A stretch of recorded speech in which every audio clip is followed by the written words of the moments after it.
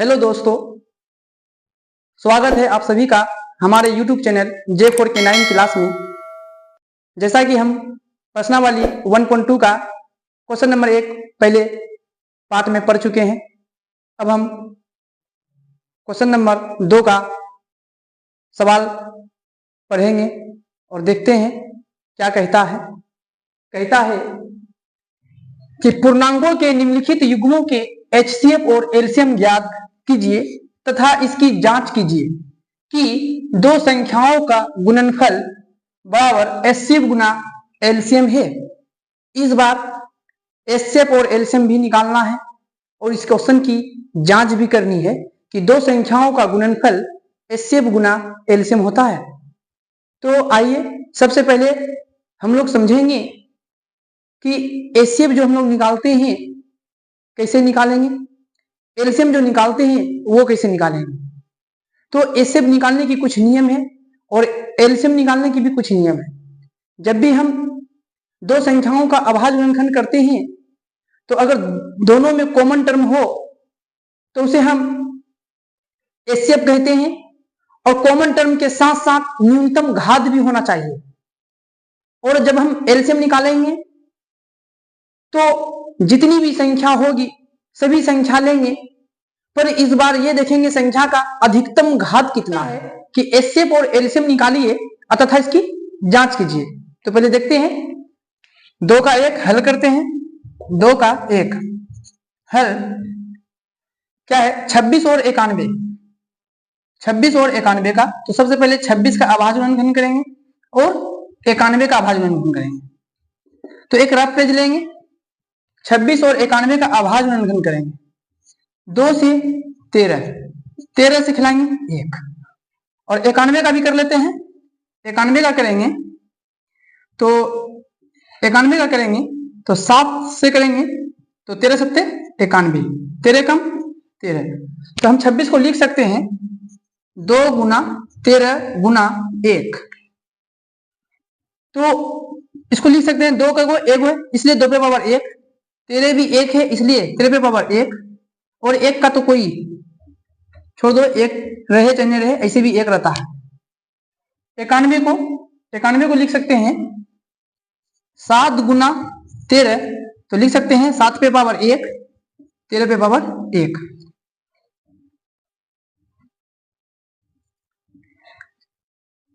और जब भी आपको HCF निकालना हो तो HCF क्या होता है, दोनों में कॉमन होता है, कॉमन टर्म लेंगे। HCF हम उसी को कहेंगे जो दोनों में कॉमन हो और न्यूनतम घात लेंगे। जब भी हमको HCF निकालना हो तो कॉमन तो लेंगे ही लेंगे, पर उसका कॉमन टर्म तो लेंगे ही लेंगे, पर उसका न्यूनतम जो पावर होगा न्यूनतम पावर लेंगे। जो भी कॉमन टर्म आएगा उसका न्यूनतम पावर लेंगे। तो देखते हैं HCF में सबसे पहले कॉमन टर्म को देखो। आप देखिए कॉमन टर्म 2 पे पावर 1 और 13 पे पावर 1। तो नीचे में देखिए इधर 7 या 13, हाँ 13 देखिए 13 कॉमन टर्म है, 13 पे पावर 1, 13 पे पावर 1। तो 13 तो लेंगे लेकिन न्यूनतम पावर, इसमें भी पावर 1 है और इसमें भी पावर 1 है, तो 13 पे पावर 1 का मान 13 ही होगा। सेम इसी तरह HCF निकालते हैं। और जब एलसीएम की बात होगी तो एलसीएम में क्या होगा कि सभी अभाज्य गुणनखंड को लिखेंगे, जो भी टर्म अभाज्य गुणनखंड के रूप में है सभी को लिखेंगे और पर उसका अधिकतम घात लेंगे। तो देखते हैं कौन कौन अभाज्य गुणनखंड में है। 2 है, 13 है और 7 है। तो लिख लो सबसे पहले 2 आया है, 7 आया है और 13 आया है, लेकिन सबका अधिकतम पावर कितना है, 1 1 1। तो सबका अधिकतम पावर 1 है, तो लिख के कोई फायदा भी नहीं है, एक पावर तो 1 ही है। तो गुना कीजिए 2 गुना 7, 14 गुना 13, 14 गुना 13, तो 14 गुना 13 हो जाएगा 182। ऐसी इस तरह से भी जा सकते हैं, 13 सत्ते 91, 91 दूना 182, 182। तो हमें HCF कितना मिला 13 और एलसीएम कितना मिला 182। तो अब हम करेंगे इसके जांच करेंगे। इस तरफ जांच करते हैं, देखते हैं इसका जांच देखते हैं। जांच कहता है दो संख्याओं का गुणनफल बराबर क्या होगा, HCF गुना LCM। दो संख्याओं का गुणनफल, कौन दो संख्या है? 26 और 91। तो 26 गुना 91, दो संख्याओं का गुणनफल, तो गुना कर दिए। HCF गुना LCM, HCF कितना है? HCF है आपके पास 13 और LCM है आपके पास 182। 26 गुना 91 जितना होगा उतना ही 13 गुना 182, अगर दोनों आपस में बराबर है तो क्वेश्चन सही है, सवाल सही है। अगर दोनों में से एक तरफ अधिक हो जाए, एक तरफ कम हो जाए तो क्वेश्चन गलत हो जाएगा। तो पहले चलते हैं, एक बार गुना कर लेते हैं। 26 गुना 91 करते हैं, कितना होता है? 26 गुना 91, 6 9 के 54, 2 9 दूनी 18, 8 5 13 के 3 हासिल 1 1 2, 6 9 के 54, 2 1 2 9 दूनी 18, 6 4 2 6, 8 5 13 के 3 हासिल रहा 1 1 1 2, 2366, 2366। जितना 26 गुना 91 2366 हो तो 13 गुना 182 भी 2366 होना चाहिए। एक बार कर कर देखते हैं। 182 गुना 13, डायरेक्ट कर लें, 13 से कर लेते हैं डायरेक्ट। 13 गुना 26 के 6 हासिल 2, 13 8 104, 104 और 2 106 के 106 के 6 हासिल रहा 10, 13 कम 13 और 10 23, 2366 इस पार भी है, 2366 इस तरफ भी है। तो इस प्रकार क्वेश्चन नंबर 1 2 का 1 सोल्व हो चुका है। क्वेश्चन नंबर 2 का 2 सोल्व करेंगे। 2 का 2 क्या है? 510 और 92 का HCF और LCM निकालिए तथा इसकी जांच कीजिए। तो 510 और 92 इस बार आया है, तो पहले 510 का अभाज्य गुणनखंड कीजिए, फिर 92 का भी अभाज्य गुणनखंड कीजिए, और उसके बाद HCF निकालने हैं। तो दोनों में जो कॉमन आएगा वो कॉमन लेंगे और न्यूनतम घात ले लेंगे, HCF निकल जाएगा। LCM निकालने की बात होगी तो सभी अभाज्य गुणनखंड को लिखेंगे, जो भी संख्या आएगी, और उसका अधिकतम पावर ले लेंगे। उसके बाद जांच लगाएंगे, दो संख्याओं का गुणनफल बराबर HCF गुना LCM, और जांच कर लेंगे। इस प्रकार क्वेश्चन नंबर 2 भी हल होगा।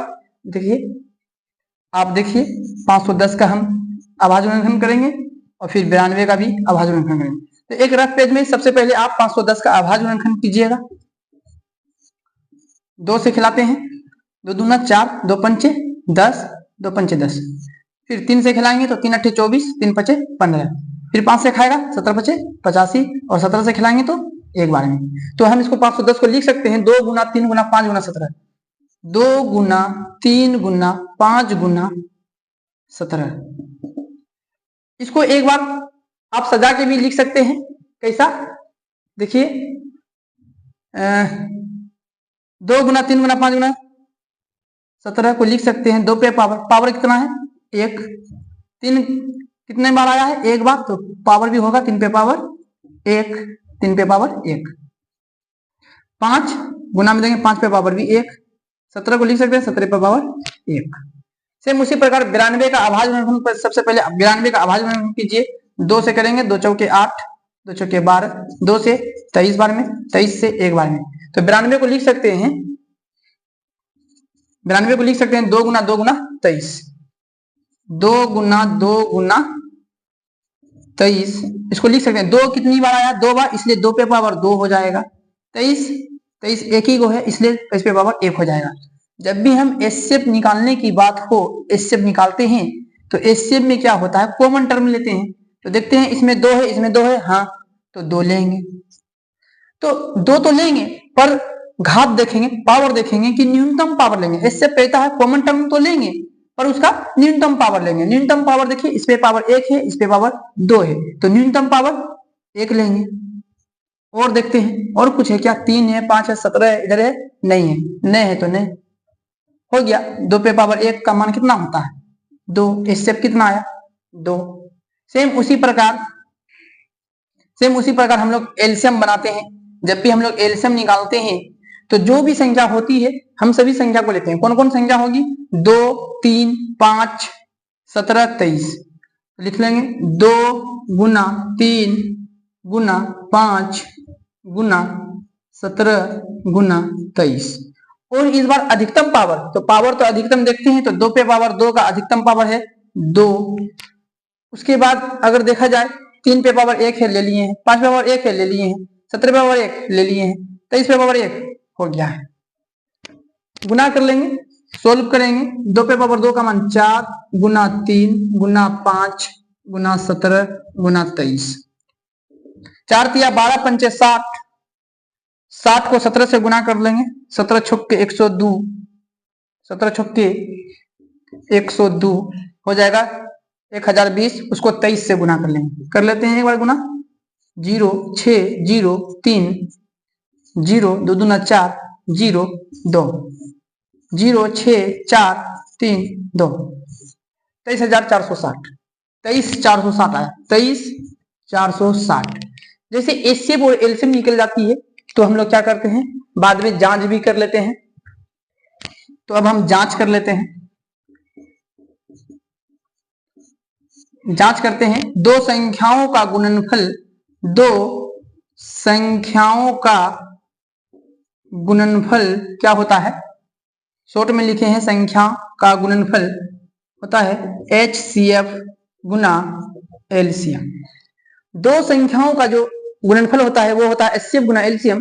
तो आप पहले कौन दो संख्या को, जिस दो संख्या की आप अभाज्य गुणनफल कर रहे हैं, किसकी, 510 और 92 का, तो इसी का गुणनफल कीजिए। 510 गुना 92 बराबर HCF कितना निकला है, HCF निकाले हैं 2 और LCM निकाले हैं कितना, 23,460।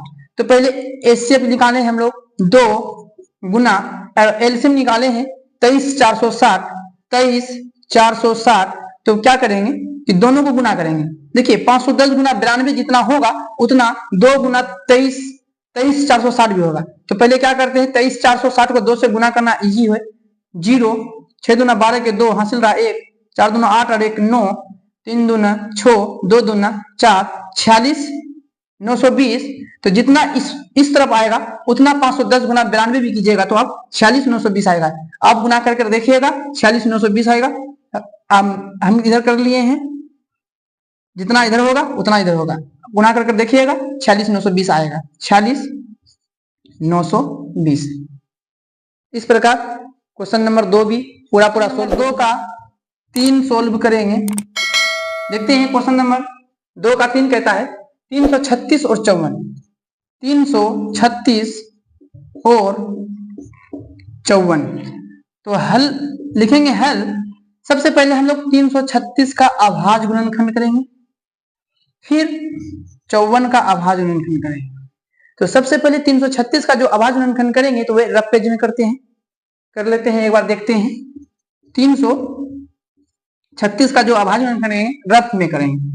2 एकम 2, 2 छक्के 12, 2 अट्ठे 16, फिर 2 से खिलाएंगे, 8 दूनी 16, 4 दूनी 8, फिर 2 से खिलाएंगे, 4 दूनी 8, 2 दूनी 4, 2 से 21 बार में, 3 से जाएगा, 3 से जाएगा 7 बार में और 7 से जाएगा 1 बार में। 336 को लिख सकते हैं 1 2 3 4, 4 2 है, 1 2 2 2, 2 गुना 2 गुना 2 गुना 2 गुना 3 गुना 7। 336 को हम लिख सकते हैं इस प्रकार,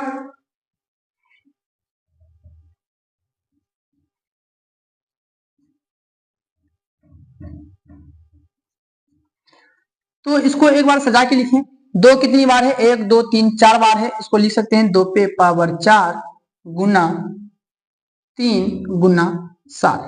इस प्रकार लिखने से, सजा के लिखने से क्या होता है कि हमें HCF और LCM खोजने में बहुत ही आसानी होती है।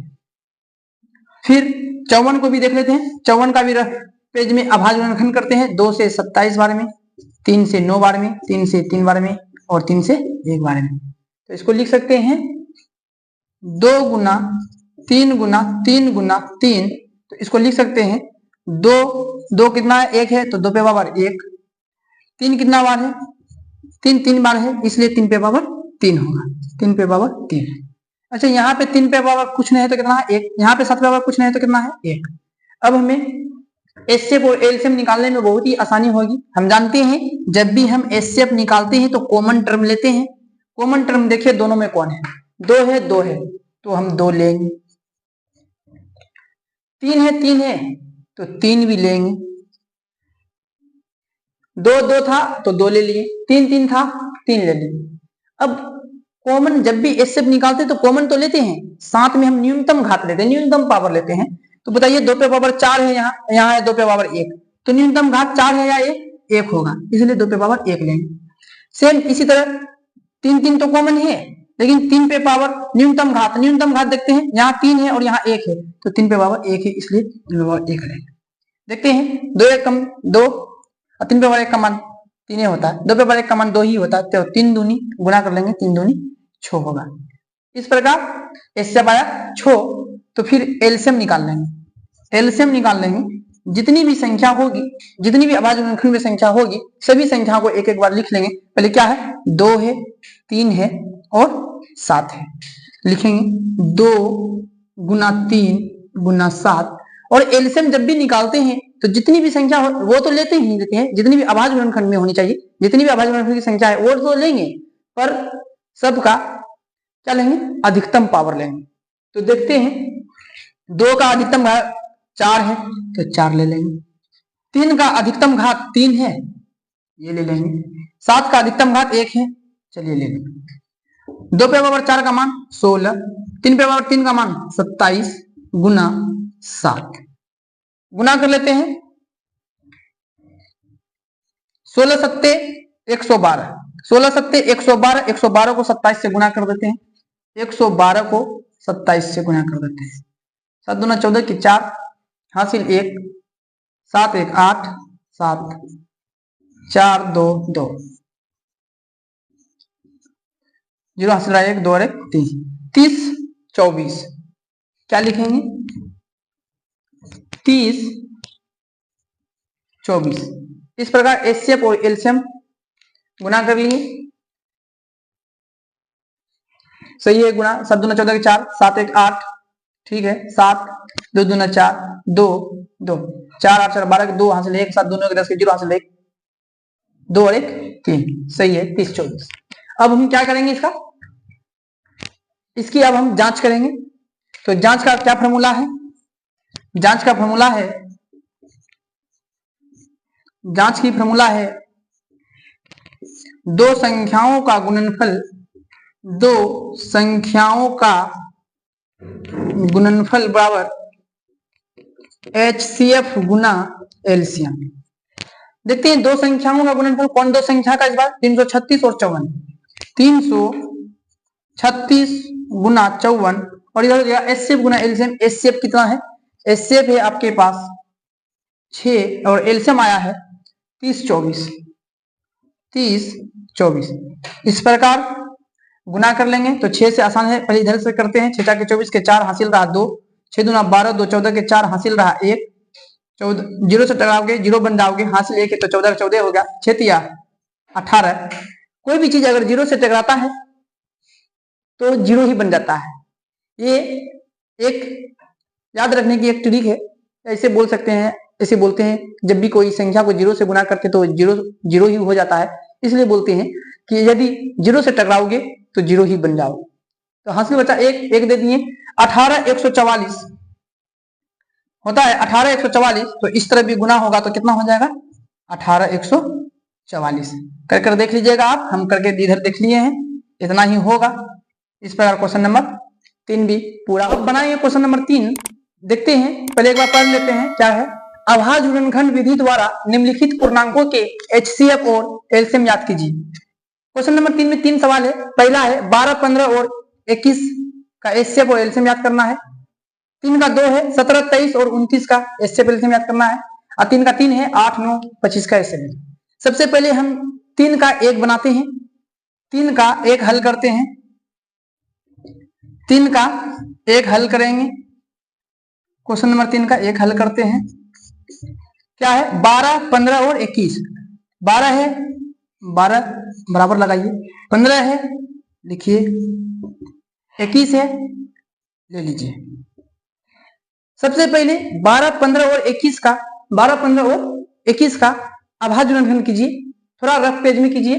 12 15 और 21 का सबसे पहले 12 का कर लेते हैं, 2 से 6 बार में, 2 से 3 बार में, 3 से 1 बार में। इसको लिख सकते हैं 2 गुना 2 गुना 3 गुना 1, 2 गुना 2 गुना 3 गुना 1। तो 2 कितनी बार है? 2 बार, सजा लीजिए, 2 पे पावर 2। 3 1 बार है, 3 पे पावर 1। 1 तो है तो 1 रहने दीजिए, गुना में 1 लिखिए। अब क्या करेंगे? 12 का हो गया तो आप 15 का अभाज्य गुणनखंड करेंगे। 15 का अभाज्य गुणनखंड करेंगे कितना से? 3 से 5 बार में, 5 से 1 बार में। इसको हम लिख सकते हैं 3 गुना 5 गुना 1। तो 3 कितना बार है? 1 बार लिखिए। 5 कितना बार? 1 बार लिखिए। और 1 का 1 ही होगा। फिर 21 को लिखिए, 21 का अभाज्य गुणनखंड कीजिए। 3 का 3 से खिलाएंगे तो 7 बार में, 7 से खिलाएंगे तो 1 बार में। इसको लिख सकते हैं हम लोग 3 गुना 7 गुना 1। 3 पे पावर 1 लिख देंगे, 3 पे पावर 1, 7 पे पावर 1 गुना 1। अब हम एचसीएफ और एलसीएम निकालेंगे। तो एचसीएफ कहता है, एचसीएफ पहले निकालेंगे। एचसीएफ कहता है कि कॉमन टर्म लीजिए, जो भी कॉमन होगा उसको लीजिए और उसका न्यूनतम घात लीजिए। तो कॉमन देखते हैं, इसमें 2 है, इसमें 2 है, नहीं, इसमें 2 है, नहीं, 2 कॉमन नहीं है। 3 देखिए, इसमें 3 है, हाँ, 3 है, हाँ, 3 है, हाँ, लीजिए। 3 तीनों में है, तीनों टर्म में कॉमन होना चाहिए। अगर टर्म 3 है, अभाज्य गुणनखंड 3 है, तो तीनों में कॉमन होना चाहिए। अगर 2 में कॉमन होगा और तीसरी में नहीं होगा, 2 में कॉमन है, तीसरा में अगर नहीं है तो कॉमन नहीं होगा। कॉमन तीनों में होना चाहिए। जो चीज हो, अगर 2 है तो 2 तीनों में होना चाहिए। अगर 2 में 2 है, 1 में नहीं है तो कॉमन नहीं होगा। अगर 2 तीनों में है तो हाँ 2 कॉमन हो जाएगा। इसी प्रकार देखिए, 2 तो 1 में है, 2 में नहीं है तो कॉमन नहीं होगा। 3 देखिए, 3 तीनों में है, इसमें भी है, इसमें भी है, इसमें भी है। इस प्रकार 3 कॉमन होगा। और 3 का कॉमन तो लेंगे पर न्यूनतम घात, सबका घात देखिए 1 1 1, तो 1 तो सबका 1 ही होगा। उसके बाद देखिए 1 1 1, तीनों में 1 है तो आप 1 ले लीजिए। उसके बाद नहीं है तो गुना कीजिए, 3 कम 3, एचसीएफ हो गया 3। अब एलसीएम की बात होगी तो जितनी भी संख्या है सभी संख्या को आप लीजिए। कौन कौन है? 3 है, 5 है, 7 है।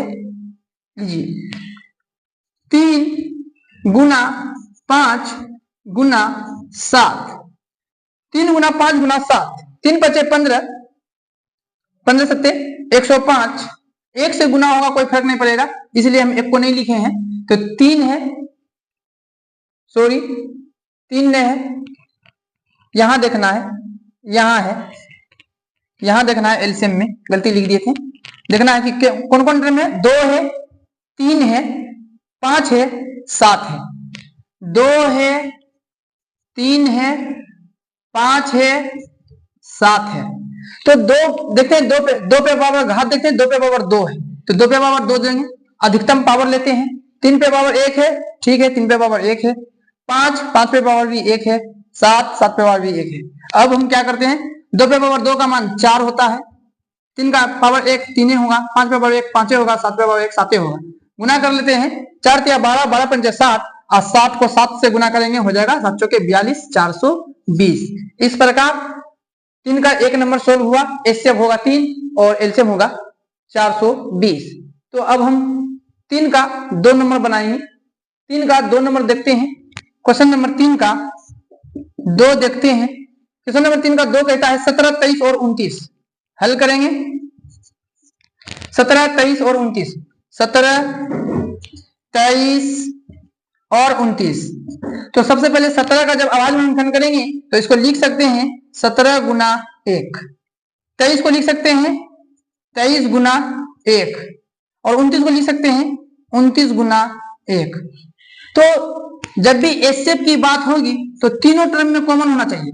तीनों में 1 1 1 है, इसलिए एचसीएफ हो जाएगा 1। एलसीएम की बात होगी तो एलसीएम में देखते हैं, एलसीएम में जो टर्म पूरा है सबको लिखेंगे पर अधिकतम घात लेंगे। तो सब तो यहाँ 17 है, 23 है, 29 है, सबका घात 1 ही है, कोई बात नहीं। तो गुना कर लेंगे 17 गुना 23 गुना 29। 17 गुना 23 गुना 29 करते हैं तो 17 गुना 23, सबसे पहले 17 गुना 23 करेंगे, 27 के 1 3 2 5, और इधर हो जाएगा 17 दूना 34, 1 5 4 9 3, 391 को फिर कितना से गुना करेंगे, 29 से गुना करेंगे।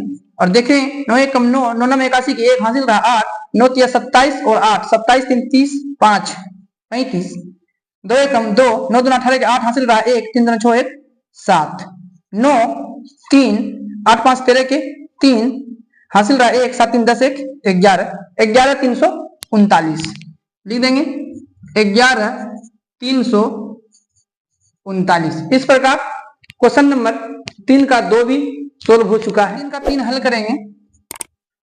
3 का 3 है 8 9 और 25। तो हल करेंगे, 8 का अभाज्य करेंगे, फिर 9 का अभाज्य करेंगे और फिर 25 का।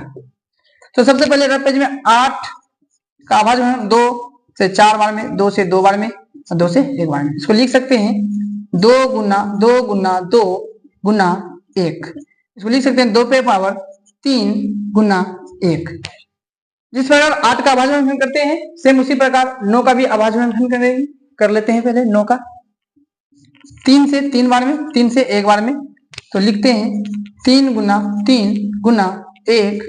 इसको लिख सकते हैं सजा के 3 का स्क्वायर गुना 1। 25 का देखते हैं, 25 का 5 से 5 बार में, 5 से 1 बार में, 5 से 5 बार में, 5 से 1 बार में। इसको लिख सकते हैं 25 को 5 गुना 5 गुना 1, 5 का स्क्वायर गुना 1। अब हम एचसीएफ का बात करेंगे, एचसीएफ निकालने की।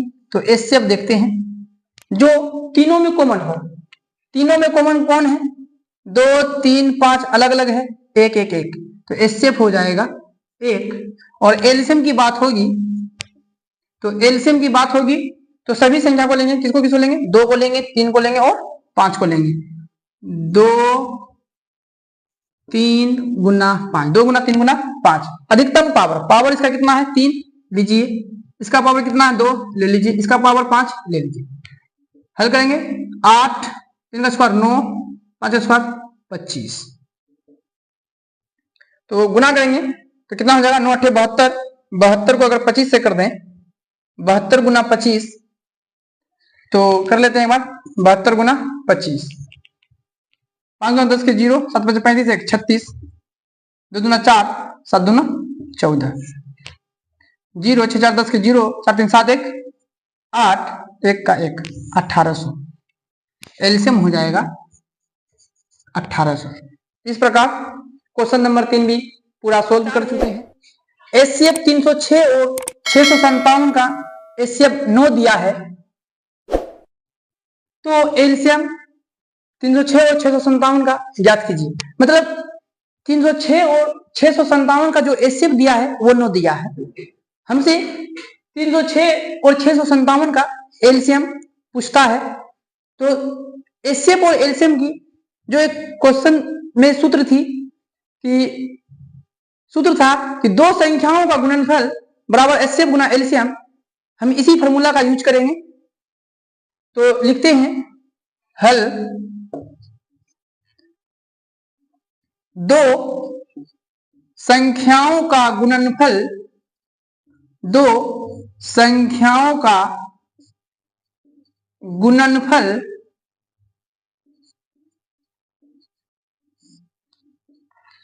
दो संख्याओं का गुणनफल क्या होता है, एचसीएफ गुना एलसीएम। कौन दो संख्या है, दिया है 306 और 657। तो लिखेंगे 306 गुना 657। एचसीएफ कितना दिया है, एचसीएफ दिया है 9 और एलसीएम हमको निकालना है। तो जब भी हम एलसीएम चाहिए, एलसीएम की सूत्र क्या हो जाएगी, दो संख्याओं का गुणनफल बेटे में एचसीएफ। तो अगर हमको एलसीएम निकालना हो, तो हम लिखेंगे 306 गुना 657, अब बेटा में चल जाएगा 9। अब हम 9 से देखते हैं, 9 से आप इसको भी कटा सकते हैं, 9 से आप इसको भी कटा सकते हैं, आपको जो आसान लगे। हम इधर से कटा देते हैं। 9 तिया 27, 3 36 हो जाएगा, 9 चौके 36, 9 का 9 में 34 बार में खत्म। तो एलसीएम जब भी निकालेगा तो क्या हो जाएगा 34 गुना 657। 34 को 657 से गुना कर लेते हैं। 657 गुना 34, 4 7 28 के 8 हासिल रहा 2, 4 5 20 2 22 के 2 हासिल रहा 2, 4 चौके 24 अदू 26, 3 7 21 के 1 हासिल रहा 2, 3 5 15 2 17 के 7 हासिल रहा 1, 3 चौके 18 19, 3 7 13 के 3 हासिल रहा 1, 9 2 11 12 के 2 हासिल रहा 1 1 1 2, 22 338। तो एलसीएम हो जाएगा हमारा 22 338, ये आंसर हो जाएगा। एचसीएफ 9 था तो एलसीएम 22 338 हो जाएगा। इस प्रकार क्वेश्चन नंबर 4 भी सोल्व हो चुका है। क्वेश्चन नंबर 5 कहता है कि जांच कीजिए कि क्या किसी प्राकृत संख्या n के लिए संख्या 6 पे पावर n अंक 0 यानी 0 पर समाप्त हो सकती है। याद रखिएगा कि कोई भी संख्या 0 पर कब समाप्त होगी, जब उसका अभाज्य गुणनखंड 2 और 5 हो। यदि किसी भी संख्या का अभाज्य गुणनखंड 2 और 5 ना हो तो वह संख्या कभी भी 0 पे समाप्त नहीं हो सकती। ठीक से 2 और 5 अभाज्य गुणनखंड में होगा तो वो 0 पे समाप्त होगी, ना तो नहीं होगी। अगर सिर्फ अभाज्य गुणनखंड में 2 है और 5 नहीं है तो कभी भी वो संख्या 0 पे समाप्त नहीं होगी। या फिर अभाज्य गुणनखंड में केवल 5 है और 0 नहीं है, सॉरी, अभाज्य गुणनखंड में 5 है और 2 नहीं है, तो फिर भी वह संख्या 0 पे समाप्त नहीं होगी। 0 पे समाप्त कब होगी, जब वो उसके अभाज्य गुणनखंड में 2 और 5 दोनों एक ही साथ हो। तो एक पॉइंट वाली बात है, लिखेंगे जिस संख्या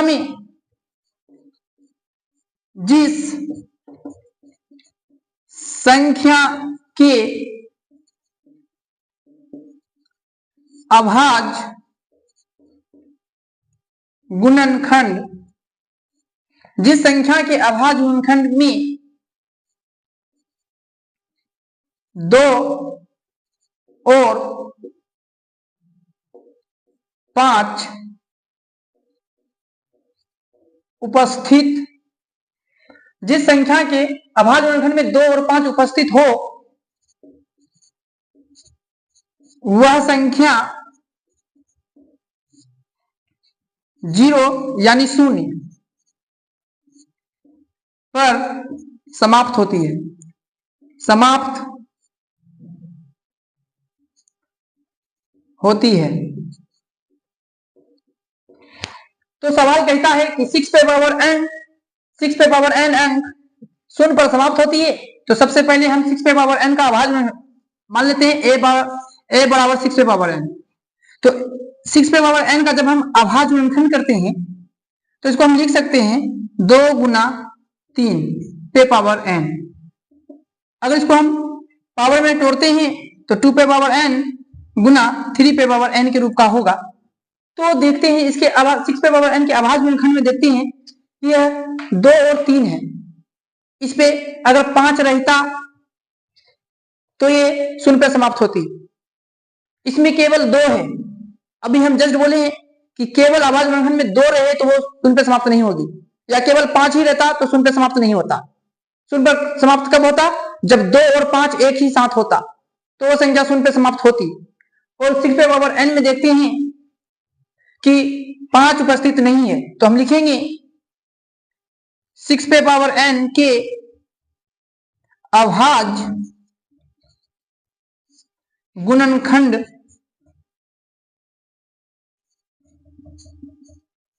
6 पे पावर n के अभाज्य गुणनखंड में 5 उपस्थित नहीं है, उपस्थित नहीं है। अतः 6 पे पावर n, अतः 6 पे पावर n के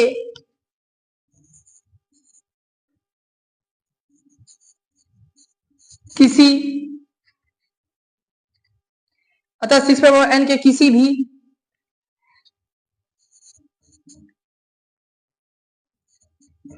प्राकृत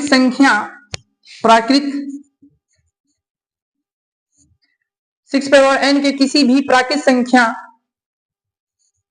n के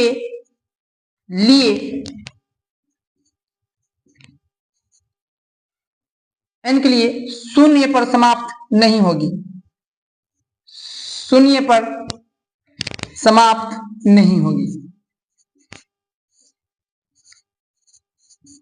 नहीं होगी।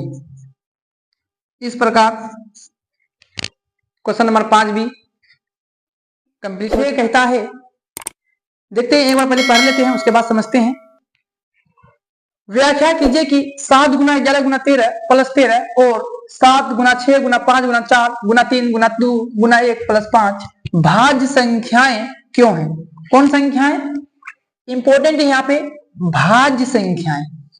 भाज्य संख्याएं क्यों है? भाज्य संख्या किसे कहते हैं? भाज्य संख्या है कि यदि किसी भी संख्या के अभाज्य गुणनखंड 2 या 2 से अधिक हो तो उसे हम भाज्य संख्या कहते हैं। किसी भी संख्या का अभाज्य गुणनखंड कीजिए और 2 या 2 से अधिक हो जाए, 2 या फिर 2 से अधिक हो तो उसे हम भाज्य संख्या कहते हैं। तो हम सबसे पहले हल करेंगे। पहला टर्म क्या है कि 7 गुना 11 गुना 13 प्लस 13, तो इसको मान लेते हैं ए बराबर ले लेते हैं 7 गुना 11 गुना 13 प्लस 13। तो देखते हैं 7 गुना 11 गुना 13 प्लस 13 में 13 कॉमन है। देख लीजिए 13 कॉमन है। अगर हम इसमें 13 कॉमन करते हैं, अगर हम इसमें 13 कॉमन कर लेते हैं तो क्या बचेगा? 7 गुना 11 गुना 1 प्लस 1। अगर हम इसको सोल्व करते हैं क्या हो जाएगा? 13 11 77 और 1 77 कम 77 और 1 78। इसको लिख सकते हैं 13 गुना 77 और 1 78। तो देखिए एक 2 गुणनखंड है और 78 का अगर आप अभाज्य गुणनखंड कीजिएगा तो 2 से अधिक अभाज्य गुणनखंड हो सकते हैं। और किसी भी संख्या का हम जानते हैं कि किसी भी संख्या का अभाज्य गुणनखंड 2 से अधिक हो उसे हम भाज्य संख्या कहते हैं। तो यहां देख लीजिए 13 गुना 78 2 से अधिक भाज्य संख्या है, 2 से अधिक गुणनखंड है, इसलिए इसको हम बोलेंगे कि यह एक भाज्य संख्या है। तो लिखेंगे एक लाइन लिखेंगे इसमें कि इस संख्या के लिखेंगे इस संख्या के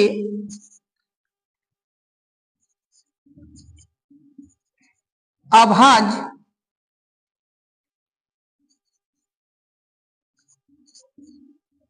गुणनखंड, इस संख्या के अभाज्य गुणनखंड संभव है चूंकि यह एक भाज्य संख्या है, भाज्य संख्या है। सेम उसी प्रकार पहला टर्म को हम a मान लेते हैं तो दूसरे टर्म को हम b मान लेते हैं। इधर बना लेते हैं b मान लेते हैं। b में क्या करेंगे? इसको लिख सकते हैं हम 7 गुना 6 गुना 5 गुना 4 गुना 3 गुना 2 गुना 1 प्लस 5। अगर इसमें 5 प्लस में है और 5 गुना में है तो इसमें 5 कॉमन कर लेते हैं, क्योंकि इसमें 5 कॉमन है। तो बचेगा 7 गुना 6 गुना 4 गुना 3 गुना 2 गुना 1 प्लस 5। जब 5 कॉमन हो गया तो बचा कितना? 1। तो इसको हम गुना कर लेते हैं। 5 गुना 2 एकम 2 2 6 6 चौके 24, 24 को 42 से गुना कर लेते हैं। 42 गुना 24, 8 4 चौके 16, 4 4 दूनी 8, 8 6 4 10 के 0 हाथ से रहा 1, 8 और 1 9, 9 1 10। 1008 में से अगर हम 1 जोड़ते हैं तो ये हो जाएगा कितना? 1009। इसको लिख सकते हैं गुना करके 1008 प्लस 1, तो इसको लिख सकते हैं 5 गुना 1009। देखते हैं भाज्य संख्या कहते हैं कि यदि किसी भी संख्या का अभाज्य गुणनखंड दो से अधिक हो, तो उसे हम भाज्य संख्या कहते हैं। किसी भी संख्या का जो अभाज्य गुणनखंड करेंगे 2 से अगर अधिक हो जाए तो वो संख्या भाज्य होती है। तो हम देखते हैं कि दो संख्या तो है, एक 5 एक 1009। जब इसका हम अभाज्य गुणनखंड करेंगे तो 2 से अधिक ही गुणनखंड मिलेगी, इसलिए इसको हम कह सकते हैं कि इस संख्या के अभाज्य गुणनखंड संभव है, क्योंकि यह एक भाज्य संख्या है। इसके नीचे भी सेम यही बात लिखेंगे जो हम यहाँ पे लिखे हैं, सेम यहाँ पे लिख देंगे, सेम यही बात फिर इसके नीचे लिख देंगे कि इस संख्या के अभाज्य गुणनखंड संभव है, क्योंकि यह एक भाज्य संख्या है। बस इस प्रकार क्वेश्चन नंबर 6 भी पूरा समाप्त हो जाएगी। क्वेश्चन नंबर 7 बनाने से पहले सबसे पहले हम लोग क्वेश्चन नंबर 7 को पढ़ेंगे। जितना बड़ा क्वेश्चन नंबर 7 देखने में लगता है उतना ही क्वेश्चन नंबर 7 छोटा हो। तो सबसे पहले हम क्वेश्चन नंबर 7 को एक बार पढ़ते हैं, उसके बाद फिर बताते हैं क्या करना है। कि किसी खेल के मैदान के चारों ओर एक वृत्ताकार पथ है। इस मैदान का एक चक्कर लगाने में सोनिया को 18 मिनट लगते हैं, जबकि इसी मैदान का एक चक्कर लगाने में रवि को 12 मिनट लगते हैं। मान लीजिए वे दोनों एक ही स्थान और एक ही समय पर चलना प्रारंभ करके एक ही दिशा में चलते हैं। कितने समय बाद वे पुनः प्रारंभिक स्थान पर मिलेंगे। मतलब एक वृत्ताकार पथ है जिसमें सोनिया और रवि एक चक्कर पूरा करते हैं। तो सोनिया को एक चक्कर पूरा करने में लगा समय 18 मिनट और रवि को एक चक्कर पूरा करने में लगा समय 12 मिनट। तो क्या करते हैं, सबसे पहले हम लिखेंगे कि माना कि सोनिया को एक चक्कर पूरा करने में लगा समय, एक चक्कर पूरा करने में लगा समय कितना मिनट, 18 मिनट। सोनिया को एक चक्कर पूरा करने में लगता है 18 मिनट। तो रवि को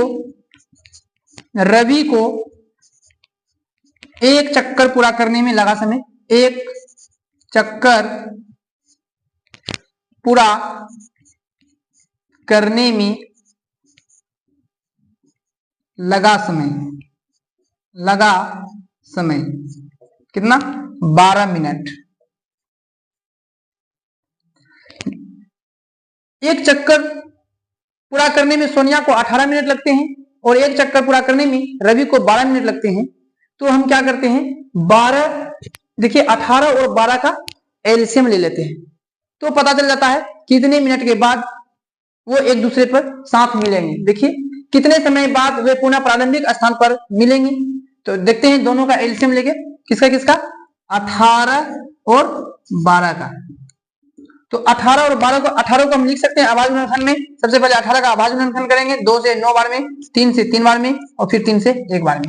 तो लिख सकते हैं 2 गुना 3 गुना 3, 2 गुना 3 का स्क्वायर, क्योंकि 2 एक ही है इसलिए 2 पे पावर 1, 3 2 है इसलिए 3 पे पावर 2। सेम उसी प्रकार 12 का करेंगे, 2 से 6 बार में, 2 से 3 बार में और 3 से 1 बार में। तो लिख सकते हैं 2 गुना 2 गुना 3, तो इसको सजा के लिख देंगे 2 पे पावर 2 गुना 3 पे पावर 1। हमको निकालना है एलसीएम। एलसीएम में क्या होगा, जो भी संख्या है सभी को लेंगे। कौन कौन संख्या है, 2 है और 3 है, तो 2 लेंगे और 3 लेंगे। पर एलसीएम निकालने वक्त एक चीज ध्यान में ये देते हैं कि जब भी हम लोग एलसीएम निकालते हैं तो सभी तो संख्या लेंगे पर उसका अधिकतम पावर लेंगे। तो 2 का देखते हैं अधिकतम पावर कितना है, 2 पे अधिकतम पावर 2 है तो पावर 2 लेंगे। 3 का भी अधिकतम पावर देखेंगे 2 है तो हम लोग पावर 2 लेंगे। इस प्रकार हल कर लेंगे। 2 का स्क्वायर 4 और 3 का स्क्वायर 9, तो हो जाएगा 9 चाके 36। लिख देंगे कितना, 9 चाके 4 नमा 36। इस प्रकार एलसीएम जो होगी ये पूरा 36 होगी। एलसीएम जो आया वो 36 होगा। तो दोनों को 36 मिनट बाद दोनों एक दूसरे के साथ मिलेगी। इस प्रकार क्वेश्चन नंबर 7 भी पूरा कंप्लीट हो चुका। अब हम मिलते हैं नेक्स्ट वीडियो में मिलेंगे। Thank you.